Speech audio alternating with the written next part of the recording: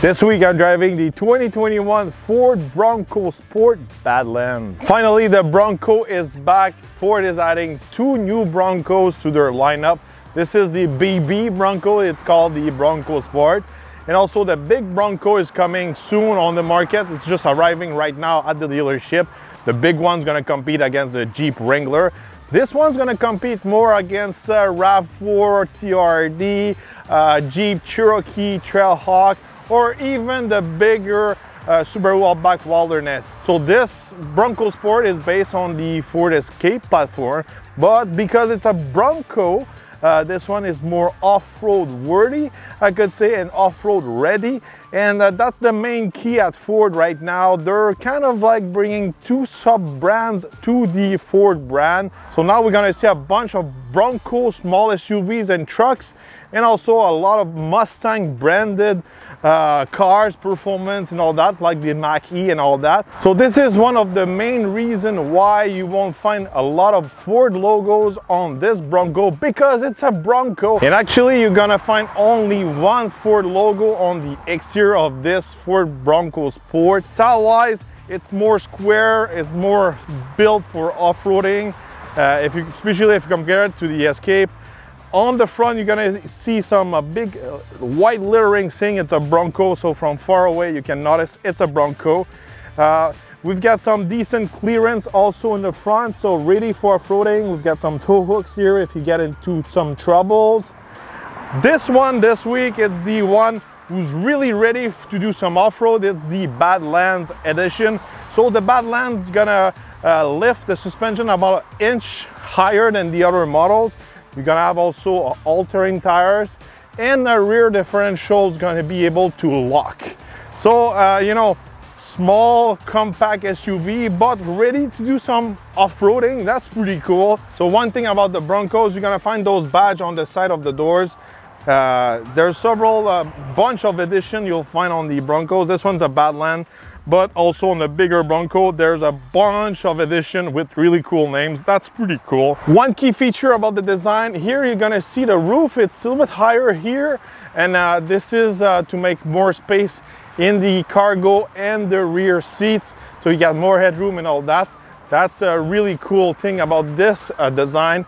We've got a beefy roof rack on the top.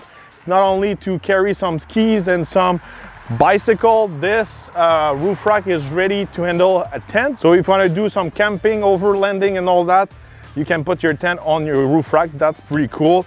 And finally, if we step in the back of this Bronco, once again, we have those big white lettering saying it's a Bronco Sport. And you might have seen it, we've got the only Ford logo just right here in the back on the tailgate. Also here we can notice there's a hitch on this Bronco Sport, so you can tow up to 2,200 pounds with this Bronco. So here there's 2 controls. There's a button for the glass and here for the door. So if you press on the glass, you can open this glass on top. So if you want to go quickly, grab something small, it's really practical. And if we open the trunk of this Bronco Sport, as you can see, decent amount of space. We also have this little panel here, practical if you want to separate stuff.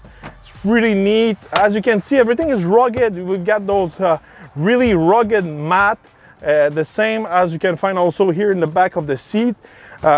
Really cool, easy to clean if you want to put some bicycles. Speaking of bicycle, Ford claim you can put 2 mountain bicycle once the seats are down. So this is due also for the roof, it's a bit higher. That's a key feature of this Bronco. Also, there's a bunch of little things in this cargo space, who's pretty neat. We have those little clip here, who's gonna lock if you want to put some grocery bag or other stuff. Also, we have those lights here, really practical when you want to work, you know, in the back of your Bronco. Even if your truck is not on, you can use those lights, so really practical for that.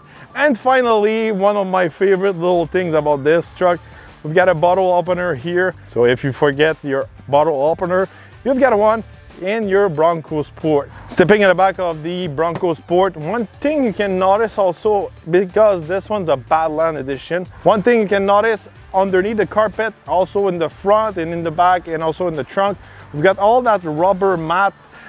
You know, there's no carpeting, I could say. Really easy to clean if you're kind of muddy and you know, you want something easy to clean when you do some outdooring stuff. Super practical. If I step in, you know, there's not a tons of space for my legs. I'm not able to fit by myself, but at least I've got really decent headrooms for my head, and once again, it's due to the design of this roof. Got also those really cool pockets behind each front seat. They're kind of like a pack back pocket. We've got also clever, you know, cargo management here on each seat. A lot of things you can do with those seats. It's really cool, and that's really what makes the Bronco touch. Under the hood, we can find a 4-cylinder, 2-liter turbo EcoBoost, good for 250 horsepower and 277 foot-pounds of torque. This engine is matched to an 8-speed transmission. This one's got the bigger engine because it's the Badlands edition, so when you get a higher trim, you get the bigger engine. Also, with lower trim level, you can get the 1.5-liter EcoBoost.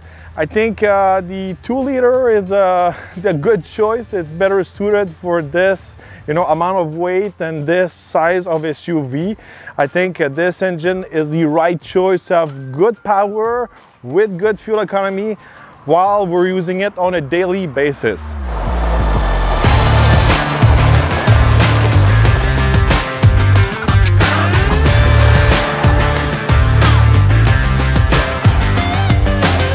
All right, on the road with the Bronco Sport. You know, this week I'm pretty surprised about this new small SUV. You know, I was not expecting much out of the Bronco Sport. I thought it was just like an off-road escape, but it's not the case. I can really feel the Bronco brand inside of this Bronco Sport. It's just a great little SUV. The look outside, the look inside, the way it rides on the road, really comfortable, good seats. And I drove this Bronco Sport on the highway for hours and hours. And usually, you know, when you have a little off-roady SUV, it's not the best on the highway, but it's not the case inside of this Bronco Sport. Super comfortable on the road. Not a lot of noise from the tires, even if you have altering tires and all that. Even if this truck is not super aerodynamic because it's all square and all that. You know, driving this little SUV on a daily basis it's really great, you know. And speaking of the interior, you know, once again, there's no Ford logos. It's the big, you know, horse, the Bronco horse on the steering wheel, on the seats and all that. So you feel inside of a Bronco. You know, there's a lot of things who's been inspired by Jeep, but I think, you know, they're really building like the Bronco brand to be like the Jeep brand. Inside, it's all rugged and a mix of colors and a mix of textures and all that. It looks good from my point of view. The seats reminds me of the old school, you know, King Ranch seats, a nice seat with some suede and the nice logo of the Bronco. Really good looking seats. Inside, there's a lot of places, you know, that are really practical. Even the ones I show you in the cargo area and in the rear. In the front, you've got one underneath the screen. You got another one below that. There's a place to recharge your phone wirelessly, and it's an angle so you can really put like bigger phone than mine, and I've got a big phone. Got another place to put stuff on the side of it. You know, for me, I like, you know, having like a lot of spots to put, you know, my stuff, put my phone, put my keys. Sometimes I've got extra stuff. I've got a camera and all that. I think it's just clever. I like these kind of like little stuff, and you know, everything is rugged. When you touch your knob of your volume, your shifting gears, all that, it's all rugged, really fun to use. The screen works well, you know, you got the latest generation from Sync. It's not a big screen, but it works pretty well. also, you know, the climate control. Everything is plain and simple, easy to use, heated seats and all that. Nothing complicated there. Easy to use on a daily basis. So inside of this Bronco, you've got the another button called GOAT mode. So GOAT means goes over all terrain. So you can switch different mode. You get a bunch of them: sport, eco, normal. You've got like snow, mud. You can even have rock. When you have the rock mode on, your front camera is going to show up on your screen. That's pretty cool. So, you know, this little SUV, it's really ready to handle like all the temperature, all the terrain, even the trail and all that. And next to that knob, the GOAT mode knob, you got a bunch of buttons. You have one for the traction control, one to lock your four-wheel drive. That's a big plus. I really like that. This is kind of stuff you use here, especially in Canada, when it's snowing a lot and you want to have your all-wheel drive system to be locked in four-wheel drive. You can lock your rear differential. That's a big plus, especially in the trail. And finally, you've got the trail control. So basically, the trail control is a cruise control for the trail. So at lower speed, you can activate your trail control. It's going to maintain that speed, and also it's going to react to the terrain and adjust also your traction control and all that with that trail control. So that's really cool. Speaking of off-roading, you know, you've got a great angle in the front, some clearance, good grips from the tires. So the shocks on this Badlands are tuned pretty well, you know, to handle the trail and all that. You know, this week I drove this Bronco Sport in some mild trail, not any hardcore off-roading, but I'm sure, you know, it's pretty capable. I think it can go to pretty much any normal trail, I could say. If it's an advanced, you know, Rubicon trail, maybe not following a Jeep Rubicon with the front and rear locking differential with like 37 inches tires, but this thing is really capable and it's friendly on a daily basis.